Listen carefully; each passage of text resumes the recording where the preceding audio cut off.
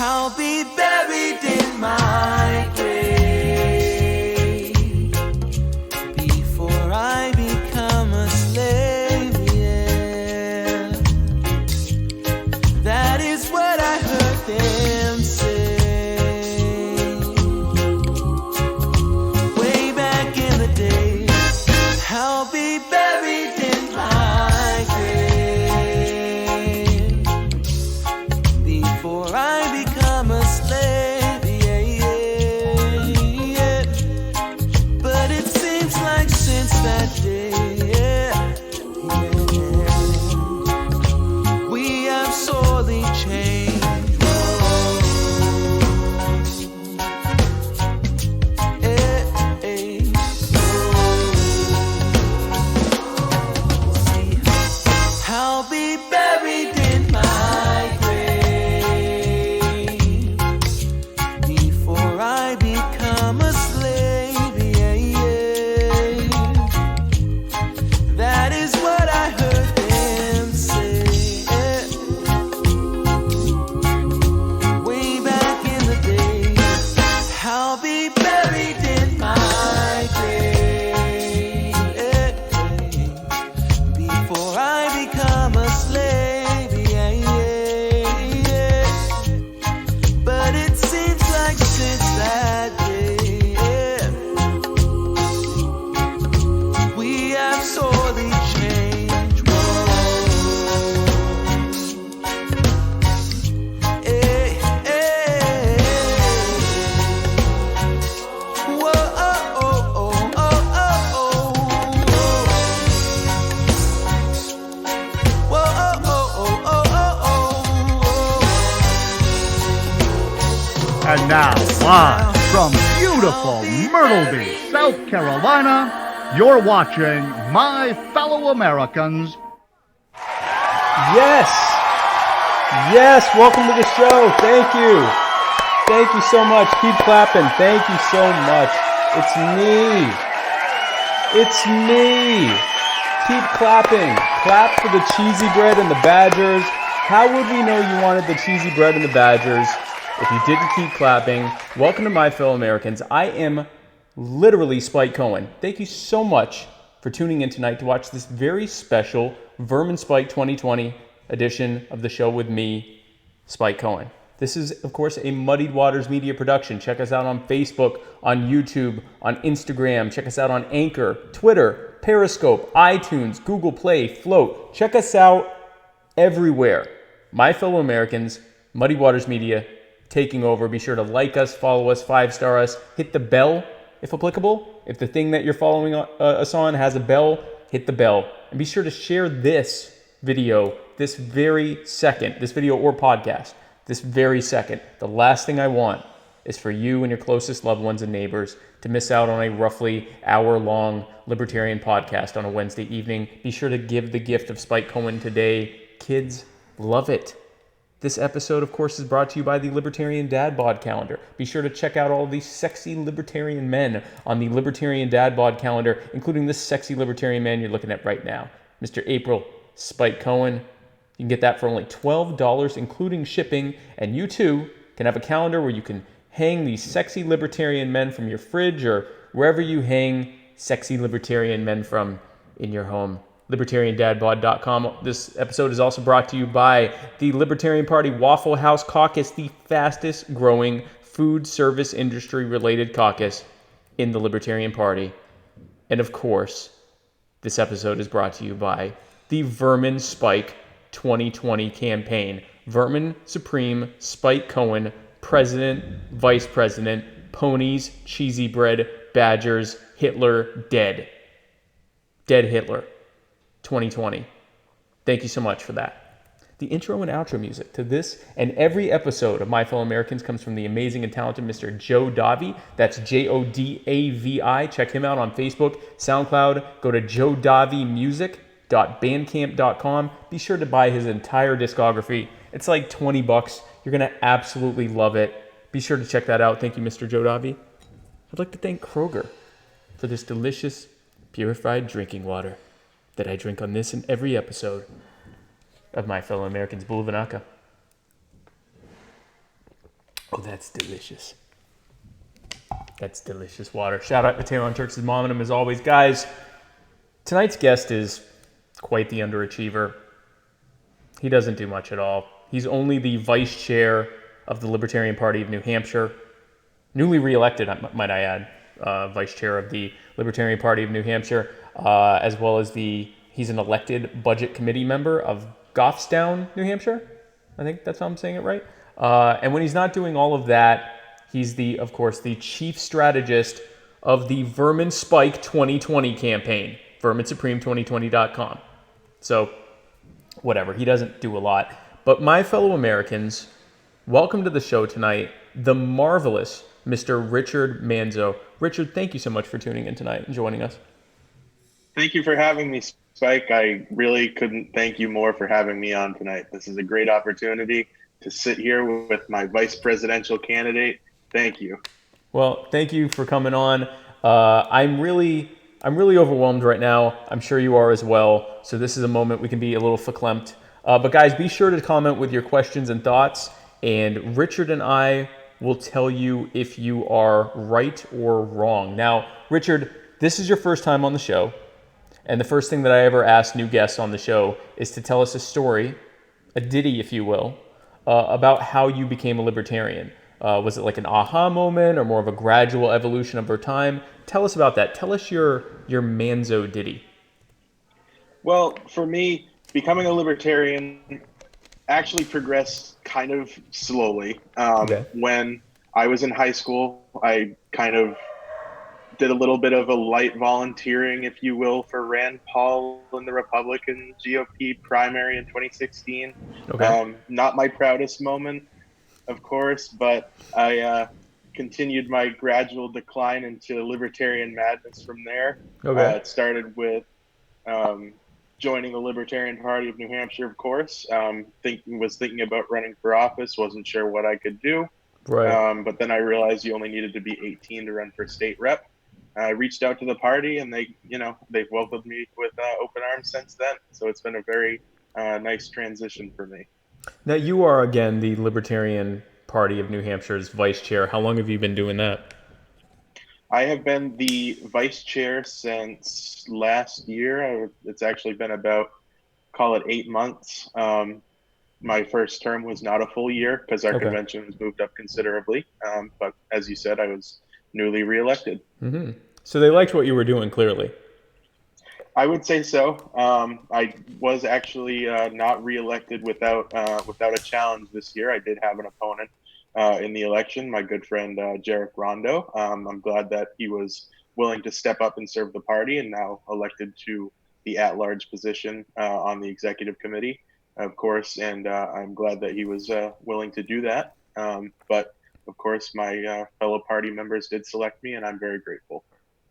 That's very cool. So tell the vice chair. So last week I had Brent DeRitter, who is the vice chair of the North Carolina Libertarian Party, and now you're with New Hampshire. What are the kind of things that you do as the vice chair of the party?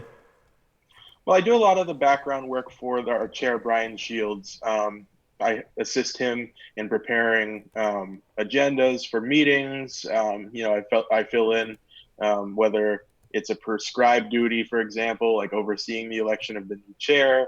I present sometimes the awards at the LPNH conventions that go to our best and brightest members, of course. And other than that, it's just a whole lot of activism and spokesmanship for the party. So you're basically looking pretty a lot. You got to look pretty. Of course. Well, you're killing it. Who are you wearing, by the way? This is amazing. Who are you wearing right now? This is JCPenney clearance rack. I don't know any more than that. Well, it hangs on you beautifully, my friend. Let me tell you that. Richard, as we noted before, you are the vice chair of the party, of the Libertarian Party in New Hampshire. I ask this usually of any people that come on that are officials with the state party or running for office. Of course, there are a lot of people who are libertarian who also believe that the electoral process is completely irrelevant, that engaging in it is a total waste of time. They believe, to quote George Carlin, if voting mattered, they wouldn't let you do it. And I can kind of empathize with that. But then at the same time, I argue that voting to reduce the state is similar to defending yourself in court. You are using the state's apparatus, but it's to try to protect yourself from further harm, with the understanding that you're kind of on the hook for whatever the decision is by the state anyway. So it makes sense to try to fight back against that. What are your thoughts on that? Well, I actually believe in what the more left-leaning libertarians might call a diversity of tactics. And what that means to me is that, of course, if we're looking to dismantle the state or reduce our reliance on the state as a society, then of course we're going to need to create these mutual aid networks, these voluntary associations, if you will, to take up the slack. But beyond that, I do believe in participating in the electoral system, because I believe you can turn yourself into a stumbling block, if you will, in the government's race to authoritarianism. We're getting closer every day, but the more libertarians we add to office, eventually we will be able to slow that roll down and eventually reverse the direction. And so you mentioned dismantling the state. Do you consider yourself an anarchist or a minarchist, or? I do consider myself an anarchist, yes. Very good. Team anarchist. Right. So, and that's sort of my thought, is that if nothing else, it blunts things. But then there's also the fact that because so many people see legitimacy in the electoral process, you're able to kind of leverage that to push for, a post-state, or at least a smaller state system, as opposed to ceding that whole territory to people arguing over how much more we should grow the government, right? I agree.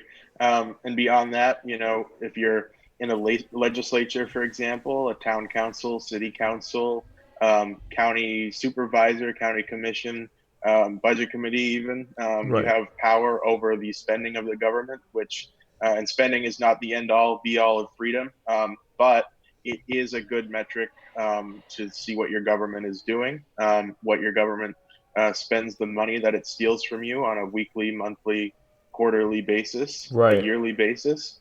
And if you can reduce the amount of money that they take from the people, you can reduce the amount that they're able to do. So I do believe in running for those types of offices. Right, absolutely. And I mean, you again, you're able to leverage media, earned media that you can get from a political campaign, to actually try to affect change from the messaging standpoint, which we'll talk more about that in a bit. Now, to that end, as I mentioned before, you are an extremely rare breed in the Libertarian Party. You're an elected official. Tell us about your position and what you do. So the budget committee in Goffstown, there's two types of budget committees in New Hampshire. There are statutory budget committees and there are advisory budget committees. An advisory budget committee has almost no power. They tell the town council, the city council, the select board, whatever it may be, what they would like as a budget, but it is almost rests entirely on the select board. But I am on a statutory budget committee. We do prepare the budget. We do present it to the town voters, and it goes eventually onto the ballot for final approval by the voters. So it's a 12-person committee. I'm happy to say that 3 of the members on that committee are LPNH members, myself, Spencer Dias, Dennis Lynch, all members of the party. Wow. So it's actually quite above the national average for libertarians in government. Yeah, that's 20-something% of the 25%, essentially. 25%, right? Yeah, which is much higher than the average of 0%, right? Or 0.4 whatever percent it would be, if you average it out. So you're batting well above your pay grade there. So how have you? So perfect example. People will say to me, "Okay, great, we get libertarians elected to various positions, president down to the dog catcher and everything in between. Now what? Now that you're in there." So tell us about that. You're a libertarian. You ran on, I would assume, a libertarian, platform, and now you're in there. What are you doing as a libertarian that helps to blunt the power of the state, or the growth progression of the state? There's two sides to what I do as a budget committee member. First of all, of course, I support and I back the cuts to the budget that myself would present, or any of the other members would present. Right. And the other side to that is eliminating wasteful spending. For example, we've had, you know, ADA compliance issues that we need to address as a town. And yes, it might be $10,000, $100,000 here or there, but it helps us avoid opening the whole, legal system can of worms. We Right. don't want to get sued. So if it saves us money to spend a little bit of money, I will support that, just because I want to, of course, protect the town from having to spend extraneous money. Oh, of course, something like an ADA, federal ADA lawsuit could cost you millions as opposed to Right. putting a ramp somewhere. So I get that.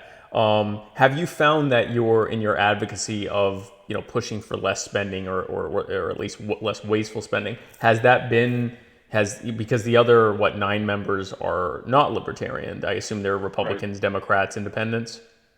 Right. Correct. And I would argue that it is somewhat effective. It's not as effective as it probably should be. The budget committee for quite a long time has never had a contested election. It's been, I would say, largely a rubber stamp on the budget that's presented to us by the department heads and by the select board. But that being said, this year we did remove about $600,000 in spending from the budget, and in a town with a budget of $20 million, that's a good first step in my view. Yeah, especially when you make up a quarter of the legislature, the fact that you're able to blunt it at all is a good thing. So, and now you're running for re-election this year, or? No, I'm not running for re-election for another 2 years. I'm 1 year into my term. I am running for county treasurer in I'm sorry. Hillsborough County. Okay. So you're running for county treasurer for your Yes. county, and we have a link to donate to your election campaign in the show notes. It is, let's see. So I have donate to me. Well, I'll change that, but it's politics.raisethemoney.com/rmanzo. But it's in the show notes. So if you're interested in helping Richard get elected to the what was it again? The treasurer? It's yes, county treasurer. County treasurer department, then be sure to go to that and give whatever you can. So before we get started talking about the main thing that we're here to talk about, I just want to talk about an initiative that that we started on. Where is it? Oh, we don't have it. Yeah, we do. It's called Merry Toothbrush. And this is an initiative from the Vermin Spike 2020 campaign and the Dignity Ministry, which is based in the Myrtle Beach, South Carolina area, and they help with the homeless. We're doing something called the Merry Toothbrush campaign. If you press the donate button and then and make a donation of $10, then you will get we have these toothbrushes that are the packaging that it's in is signed by Vermin Supreme. We will sign your name next to Vermin and hand it out, or basically write whatever you want there, and hand it out to the homeless as part of a care package that they're receiving. And then if you give $25 or more, I will sign next to Vermin's name and actually mail it to you, so you have a memento of helping our campaign and Dignity Ministry. Half of all of the proceeds are going to go to the Vermin Spike 2020 campaign. The other half are going to go to the Dignity Ministry to help homeless people in the Myrtle Beach, South Carolina area. Be sure to go to verminsupreme2020.com, press the donate button, and let them know that it's for Dignity Ministry, and either they will get the toothbrush or you will get the toothbrush, depending on how much you gave. That's our Merry Toothbrush campaign. Now, speaking of which, Richard, let's talk about Vermin Supreme. How did you meet Vermin? I don't actually know this. How did you meet him? The first time I met Vermin Supreme was at Liberty Forum, I believe in 2018. We met at the convention's vendor hall. Vermin came in. This is a funny little story. He walks in, he puts his stuff down on a table in the middle of the room. I walk up to him and he says that he doesn't have his breath mints with him. So I walk over to my coat, I grab out a package of Altoids, and I open up to him and I say, well, I actually have some with me if you'd like some. And he says, yes, thank you. And he took about a small handful of them when I expected him to take one or two. And we kind of hit it off since then. We then met again at the Libertarian Party of New Hampshire convention. We talked quite extensively, and I hear that he was very pleased with what he heard from me, and things went from there. And now, were you part of because I know Desiree Lindsay, the campaign manager, was one of the people that was pushing for him to actually do and for those who don't know, Vermin Supreme has been running for president for 30 years, but this is his first time of an actual serious campaign. Before, it was just sort of a performance art satire thing that he was doing, and he's now taking that satirical approach and applying it to a serious campaign with a campaign staff. And we are, by many accounts, the front runners right now, which is very interesting. And we can thank people like Richard for that. But were you part of the original, group that was trying to get him to run back in, I guess, 2018 to actually do a serious run for the nomination? No, I wasn't. I feel like if I was able to think of things like that ahead of time, I'd be, a very rich man, inventing many great apps, many great websites, many great, social medias. But Right. Of course, no, I'm not that. I'm not quite that smart. I do have a little bit of a strategic mindset, but no, I wasn't. I did not have that level of foresight. So you were brought in after the fact and are now their chief strategist. Do you know what was the precedent for or what preceded the idea of even having him run? Do you know the story behind that? No, I don't actually, but I do know that Desiree had helped him with his Right. run for Kansas, I believe, Attorney General, where they essentially exploited a loophole that allowed out-of-state people to run for an executive level office in Oh, wow. the state of Kansas. Yes. That's hilarious. I wonder if they closed that loophole after that. Now you have done a tremendous number of hijinks. I'm like, it's hilarious. Some of the funniest things Vermin has done has been with you. Tell us about what was the first thing that you remember that was like a shenanigan type thing that you got involved with Vermin? Oh, the first thing? I would have to say either going to the State House for the Biden event, where we were upstairs waiting outside Secretary of State Bill Gardner's office, waiting for Biden to show up, and we were chanting "Okay, Boomer," Yeah. for example. We were telling that the crowd there to if they have weed to light it up. Of course, they did not. They were very agitated the entire time, not relaxed at all, not enjoying us. But we had a good time. That's funny. So, and that was the same time that you guys came up with the impeach Biden or something like that. They would chant, and then you would say something. What was that the same time? Yeah, they were saying they were doing some sort of silly impeachment chant, and we would since we had megaphones and they didn't, we would insert essentially whatever we wanted into their chant, and it would sound like they were in fact going along with our chant because we were just so much louder than they were.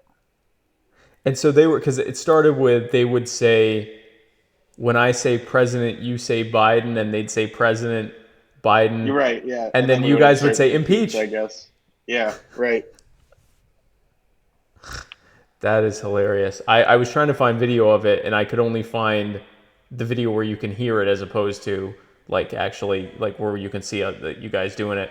But so that's really, really funny. Tell us what are some other hijinks that you've gotten into with Vermin? Well, of course, after that portion of that event, we were outside as we were being walked off the commons of the New Hampshire State House by the state police. I had my megaphone in hand, chanting "Okay, Boomer." You can hear me over their rally if you go back and watch video. At the time, one of our previous governors, Governor Lynch, was speaking. You can hear me over him, not behind him, but over him. And it was just generally a very disruptive day for us. And then later on, we did something extremely similar with the Elizabeth Warren campaign when they came to town to file for the primary. We were upstairs, standing right at the door. We had a number of interactions with the state police where the Elizabeth Warren people were trying to kick us out. Of course, they had no legal authority to do so. Right. The Secretary of State tried to kick us out, and the state police essentially told him that what he was asking them to do was not lawful, because we have just as much of a right to be there as any other campaign. Right. And you know, as we were leaving, we were first in line for the selfie line with Elizabeth Warren. And she sends out a state trooper to tell us that, excuse me, sir, Senator Warren will not take a selfie with you. So we have a pretty good lay of the place there in the State House. So we went to one of the entrances or the exits rather, where we figured she would be leaving. And of course, she did make the mistake of going through the same exit that we were waiting at. So we essentially chased her out of the state of New Hampshire while asking her if she believed in the interstate roller coaster system or the weather domes. We did not get an answer, of course. And as she sped away, I said through my megaphone, "Senator Warren, what are you afraid of?" And that was that. What is the interstate roller coaster system? The interstate roller coaster system is a public works project that was introduced, of course, by the Supreme Administration in another timeline. And it is essentially a transportation system that utilizes roller coasters. Wow. Okay. In the comments, Desiree Lindsay also says you okay boomered her uncle. Oh, I did, indeed. Her uncle was outside the Biden event. He came over to us, and he was respectful at first, but then he was saying a whole bunch of untrue things about things Vermin had supposedly done at a Hillary Clinton event in 2016 or 2017, Okay. after the election. And of course, like I said, none of it's true. And he was saying essentially that he used to like Vermin, but then he heard he did that, and he just lost all respect for him. And as soon as he stopped talking, I turned around, I picked up my megaphone again, and I just said one final "Okay, boomer." So he liked Vermin until he did something that he didn't actually do. Right. Okay, boomer. That is funny. Now, okay, so you're the chief political strategist of the Vermin Supreme ticket.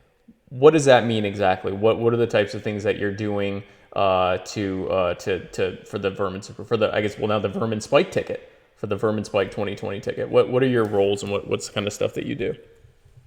Well, an overarching theme of my time on the campaign has been figuring out people who would make a good fit in some of the vacant roles that we had. We had a media coordinator. We had a new media coordinator. We had newsletter writers, and so on and so forth, that we needed people to fill those roles. Right. And I came up with the staffing essentially. And again, not a solo effort. Desiree Lindsay has been 100% the mastermind behind everything that happened, and of course the final arbiter of the decision making. But essentially, my role now is from a grand planning point of view, assisting in making decisions, where to be, what to say, how to convey our message in debates, and of course, just from a strategic point of view, how to run the campaign. And so, of course, one of the smartest, as chief strategist, one of the smartest political choices that Vermin and the team have made, that anyone has ever made, really, was to pick me as Vermin's running mate. And I am, of course, honored. Now, scale of 1 to 10, how much do you regret that decision? 11. I can tell. I can tell that you. I can feel your recalcitrance at this whole thing. So talk to me about what were some of the reasons that Vermin and the team that thought that I would be a good running mate, and how wrong was that? Well, essentially, what I looked at was you guys had a great chemistry on his appearance on your show. I saw that. Desiree saw that. And we were talking about potential running mates. I was looking at other candidates and currently seeking the nomination. And we were looking for a way that to balance the ticket. So first of all, we wanted to go with someone a little bit more right leaning. We Right. wanted to go with someone who was not based entirely in the realm of satire like Vermin was. And we wanted someone who essentially who understood what we were trying to do. Right. I suggested you. Desiree mulled it over. The conversation eventually took place with Vermin. He wanted to speak to you. You guys hit it off really well again. And he couldn't be happier with our pick either. And it's just been totally fantastic ever since then. Yeah, I think we dovetail well together in a lot of different ways. He's in the north, I'm in the south. He's more, like you said, more on the left side of the libertarian spectrum. I'm more on the right side, which this has been instructive in how little difference there is between the left and right. Let me get into a little bit of a rant on that. There's so little difference between the left and right on the libertarian spectrum because we're not trying to actually coerce anyone. We're essentially arguing over personal preferences on what we would like our voluntary community to look like. That's a completely different argument from authoritarians on the left and on the right. I'm doing that so that it's your left and right. On the left and on the right, who are arguing over who's going to force whom to do what. And that's a completely different argument. Once you remove that coercion and you allow people to make their own voluntary choices, now you're just kind of debating how things might look best. And we can figure that out once we get there. But I have much more alliance with a left libertarian than, for example, a Republican who may agree with me on some things, not a lot, but on some things about taxes or regulations or whatever. But then they also want to impose a lot of things on me and everyone else and themselves that A, I'm not okay with, and B, I wouldn't want any to be imposed on anyone. So, but we balance out that whole unity ticket. We're in different parts of the country. I said recently he's kind of the 80% satire, 20% seriousness candidate. I'm more of the 80% seriousness, 20% satire candidate. And it all just sort of dovetails well. Would you say, if anything, it's almost more like it seems to intuitively make more sense as it goes along, right? Yeah, of course. And I mean, again, I don't know how many times I've had people say to me that they don't understand what kind of libertarian I am, and I say, well, I would consider myself an anarchist, and they say, well, are you an ANCAP or are you more of a left-leaning anarchist? And the answer to that always is, well, it doesn't really matter unless I'm going to try to force you to live the way I am. Right, exactly. And that's the very basis of this ticket. You don't have to agree on everything to get along well and want to implement the same exact goal, which is a voluntary society. Right. So that essentially is where the whole idea of having a left-leaning top of the ticket and a right-leaning bottom of the ticket, type of campaign came from. Yeah, and it has, to me anyway, it has worked out. It has worked out pretty well. To that end, were you at NECC with Vermin? I was. Okay, so for those who don't know, and this is a perfect example of why we think Vermin's the best choice for this ticket. The New England College Convention, convention or conference? Convention. Okay, New England College Convention. They have it every 4 years for the presidential candidates. Trump spoke there in 2016. This year they had what? Tulsi Gabbard, Tom Steyer. What other candidates did they have there? I'm not exactly sure, but they had a number of other candidates. Big name candidates, big name in the currently, I suppose, most watched primary system, the Democratic ticket. Right. And other than that, though, the only third party candidate that they invited this year, and I believe that they've ever invited, is Yeah. Vermin Supreme. Yeah. So not only was I looked this up, not only was he the only libertarian candidate that's ever been invited to this to speak along other big name candidates, he's the only third party candidate that has ever been invited to this. And he had the crowd eating out of his hands. Tell us about that, Richard. Yeah, absolutely. He went up and he did his normal comedy set. starting with a performance of the national anthem played on the megaphone. He talked a little bit about his plans for the pony-based economy. He talked Right. about some of the other more satirical positions that his campaign has historically taken. And then someone asked him if the boot came off, and he did this little act where he grabbed onto the boot and he twisted it around while he was kind of screaming. He yanked it off, and he goes, where am I? And then he started talking about the more serious libertarian side of his campaign, and the crowd loved both sides of it, of course.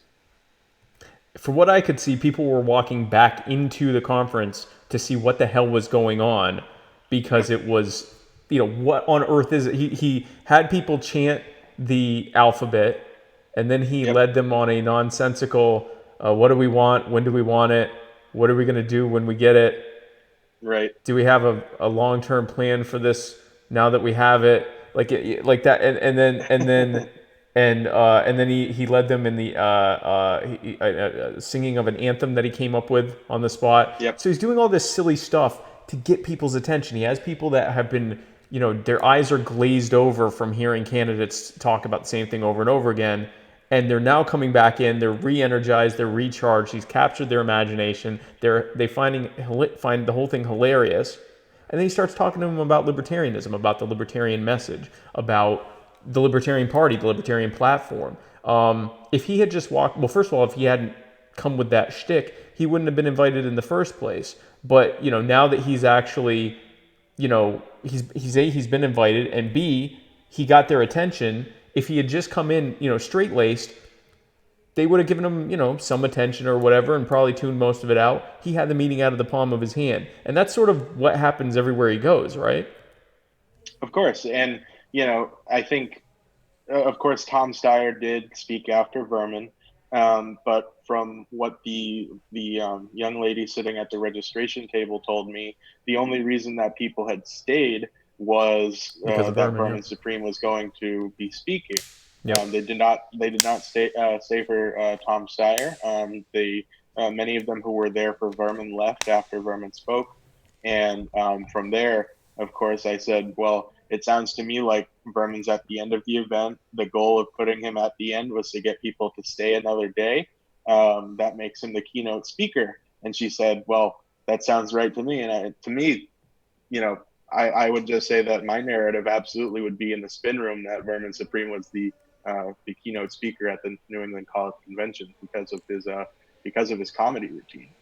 And because of the sheer amount of attention he got. And this is a perfect example when people go, okay, yeah, but he's funny, but now what? Now what is people are paying attention? When was the last time you heard of a libertarian candidate get invited to be the most popular speaker at a big name event? And by the way, credit to Tom Steyer, however you say that. You gave Liz Warren, you talked about how she didn't even want to be anywhere near Vermin. Tom seemed to eat it up. He was enjoying it, right? Like he was really digging talking with Vermin and having him, right? Totally. He played our game not once, not twice, not 3 times, but 4 times. Yeah. Once on his way in, once he left the actual room that he gave his speech in. Another time, as he was walking away, he interacted with Vermin again. Yeah. And then the 4th time on the way out, Vermin stopped him and said, "Wait a minute, I want to present you with a glitter tie," which Tom Steyer graciously accepted.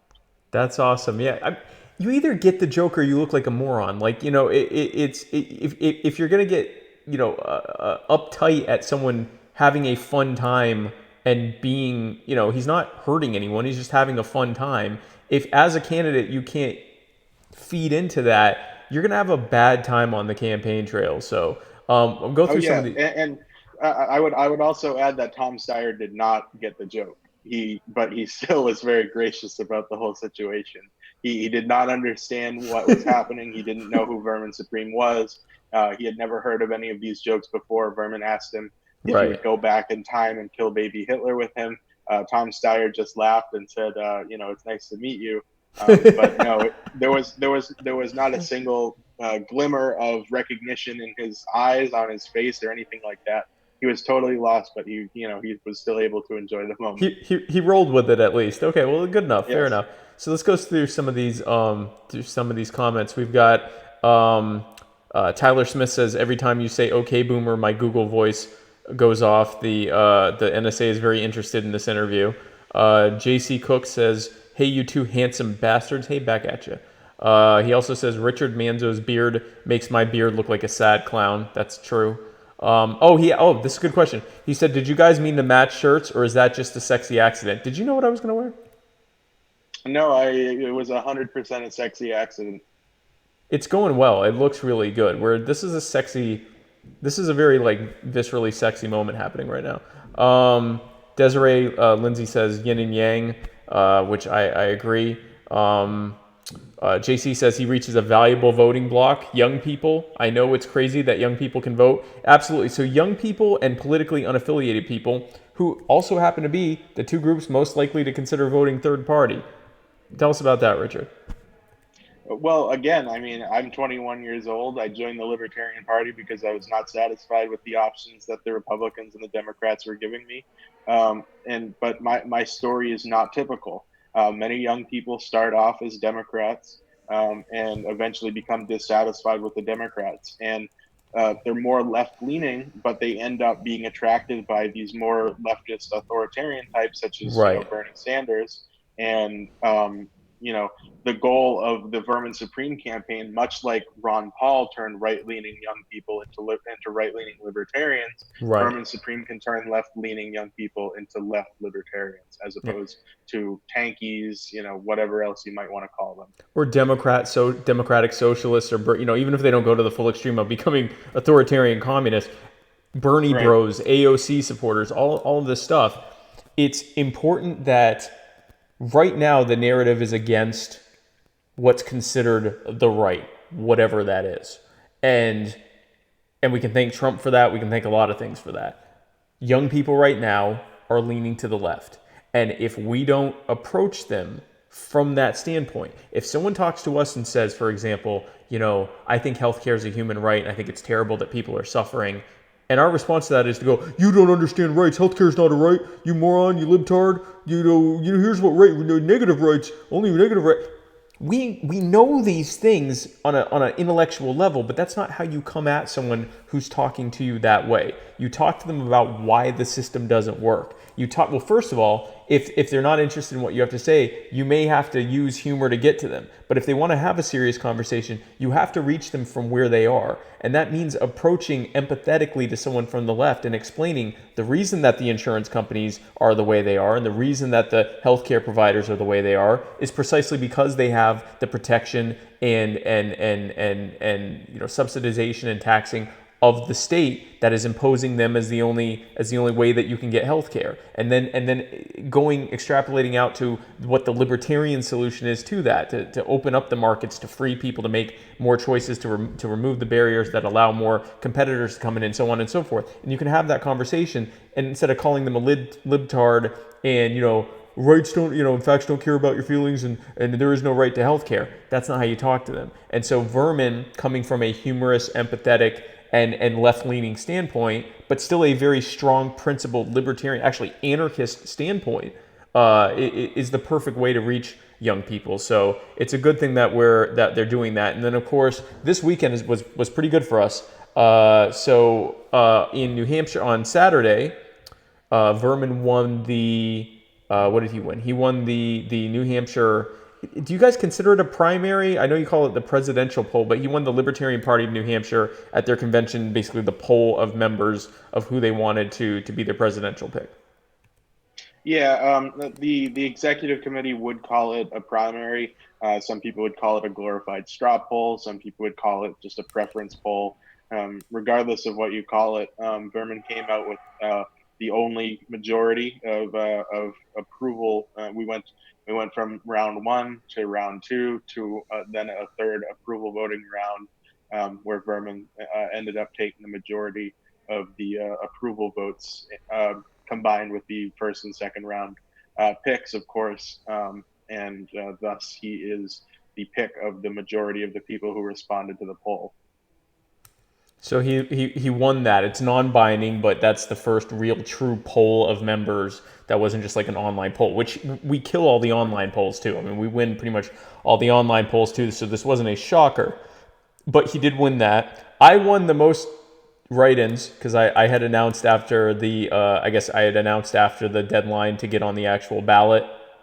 Yes. So I won that, and John Phillips Jr., one of my good friends, who was the only one on the ballot, so he won the ballot, but then he dropped out. So of the people that are still thinking of running for vice president, I'm the winner.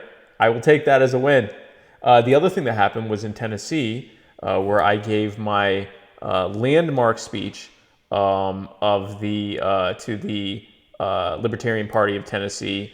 And if you guys want to check that out, go to Muddy Waters Media and look for the Spike Cohen. I'll probably put it in the show notes, actually. The video of me basically blasting Lincoln Chafee to his face about some of the stuff he's been doing wrong with his voting record and why, contrasting that with how much better of a candidate Vermin was. So it was very cathartic to me, and the audience seemed to like it as well, so be sure to check that out. So we had a good weekend.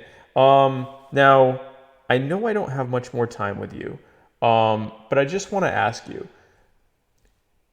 what is your message to those who are watching who say, he's wearing a boot, he's talking about ponies, I even get the joke, but my concern is that, for example, how is it going to help? How are down ticket candidates, down ballot candidates going to deal with that messaging if they're more serious and he's more of a, quote unquote joke candidate? What is the best way?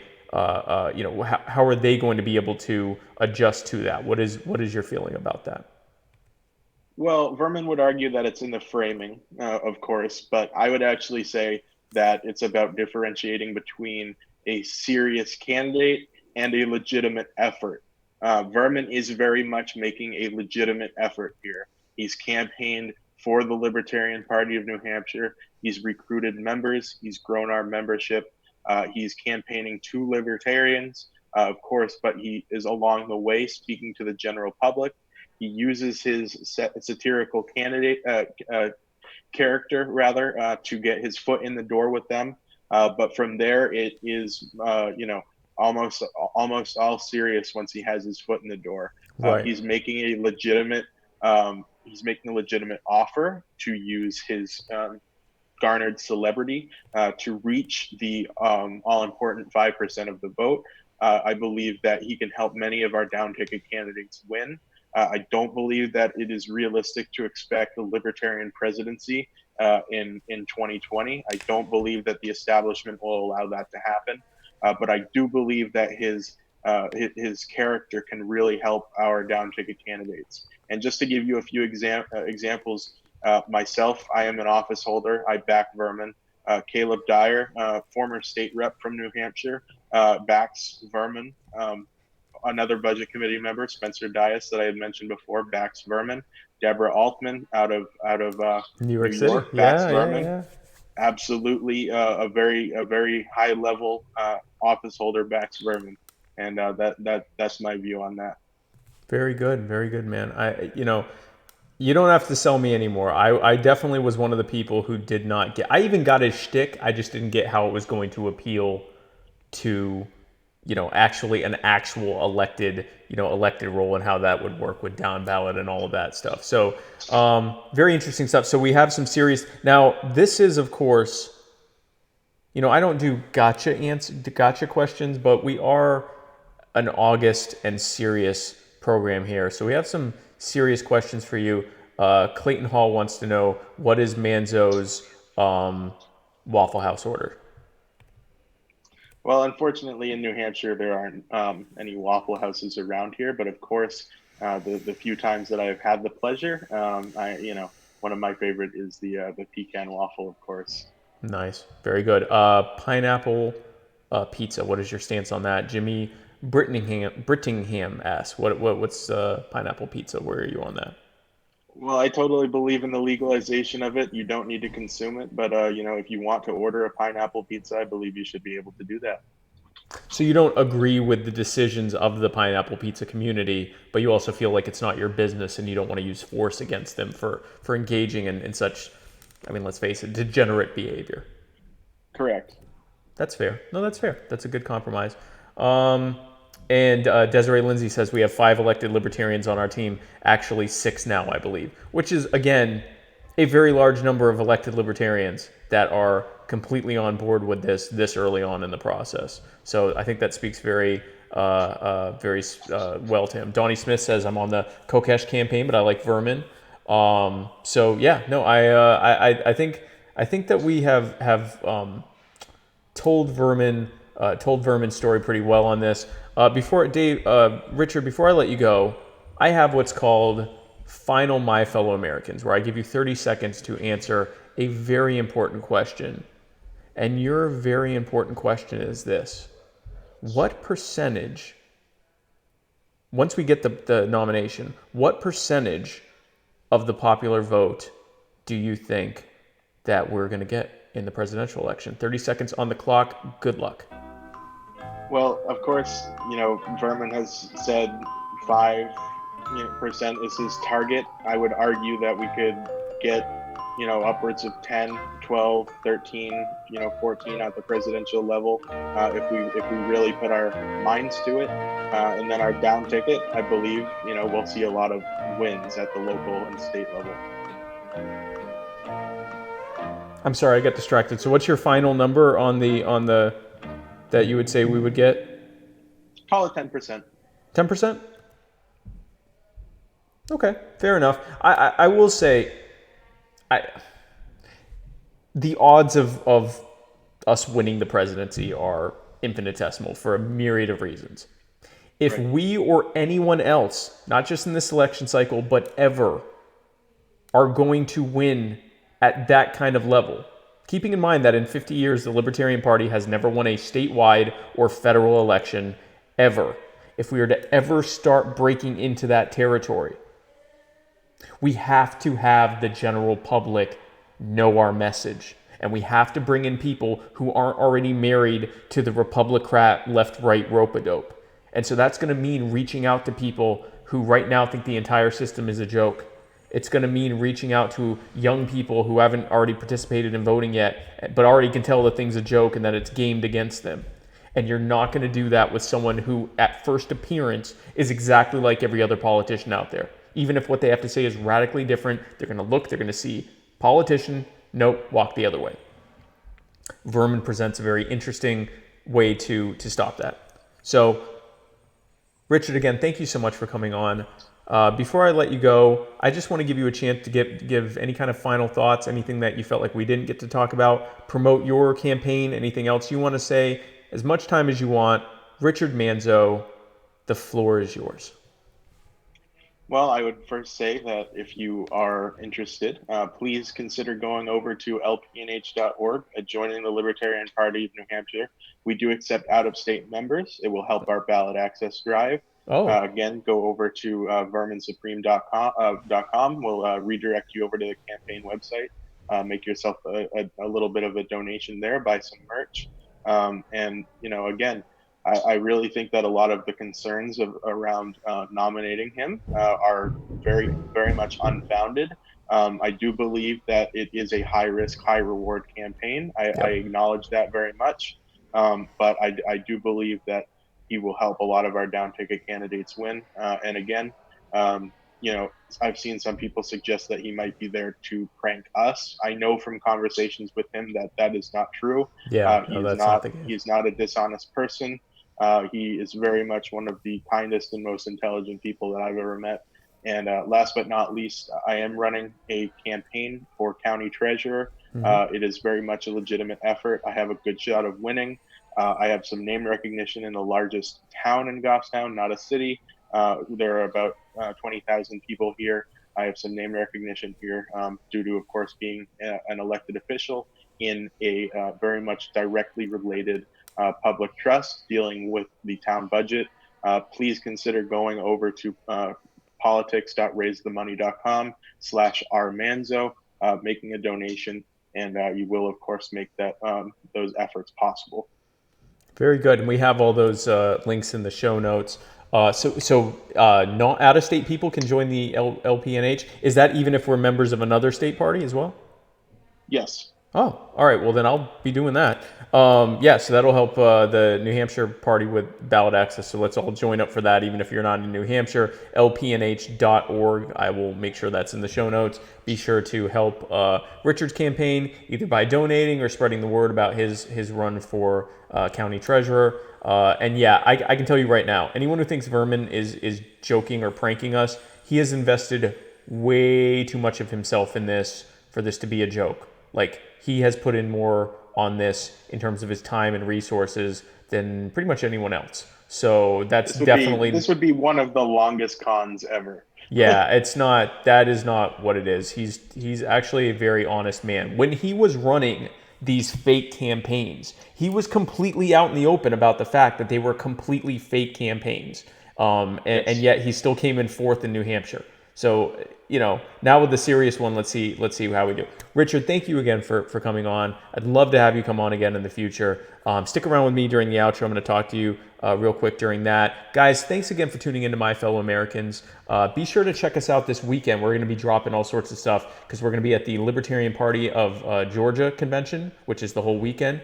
Matt Wright and I are reunited and doing stuff in person at LPGA, or Libertarian Party GA. It's not the LPGA, so we'll be doing that this weekend, and then tune in next Tuesday for the Muddy Waters of Freedom, where Matt Wright and I will be parsing through the week's events with the cheer and goodwill of the sweet little winter wonder boys that we are, and then tune in next week for a very special episode of My Fellow Americans.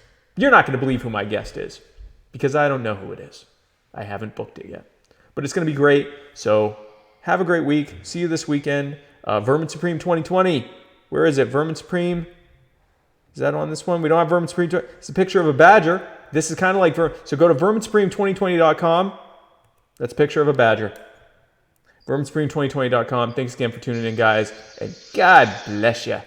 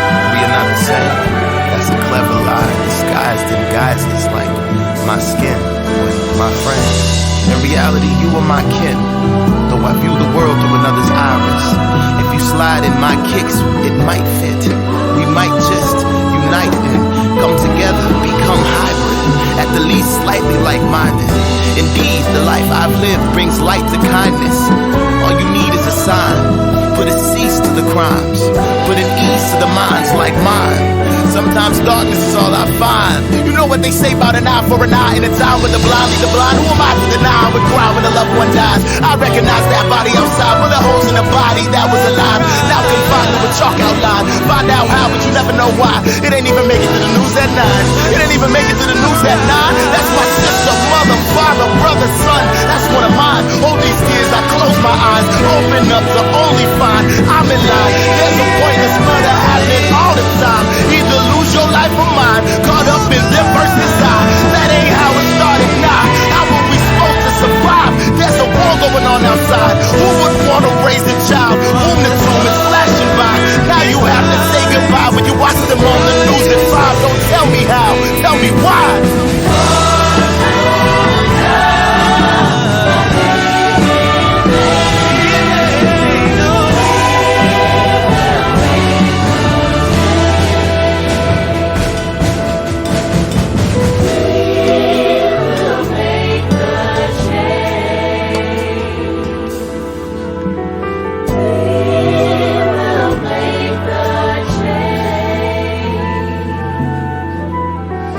We